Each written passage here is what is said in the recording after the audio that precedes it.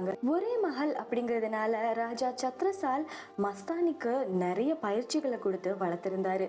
வால் பயிற்சி, போர்க்கலை, அரசியல் பயிற்சி, இந்த மாதிரி நிறைய விஷயங்களை தெரிஞ்சு வச்சிருந்தாங்க மஸ்தானுடைய தந்தையான சத்ரசால் சத்ரபதி சிவாஜி கிட்ட பயிற்சி எடுத்தவரா இருந்தார். அப்போ சத்ரபதி சிவாஜி சத்ரசால் கிட்ட என்ன சொல்லியிருக்காரு அப்படின்னா, நீ ஒரு ராஜ்யத்தையே உருவாக்கணும், சாதாரண ஒரு போர் வீரனா இருந்துடக்கூடாது, உன்னால ஒரு ராஜ்யத்தையே கட்டி காப்பாற்ற முடியும் அப்படின்னு சொல்லியிருக்காரு. அதனாலதான் சத்ரசால் புந்தேல்கண்ட் அப்படிங்கிற ஒரு ராஜ்யத்தையே உருவாக்கியிருக்காரு.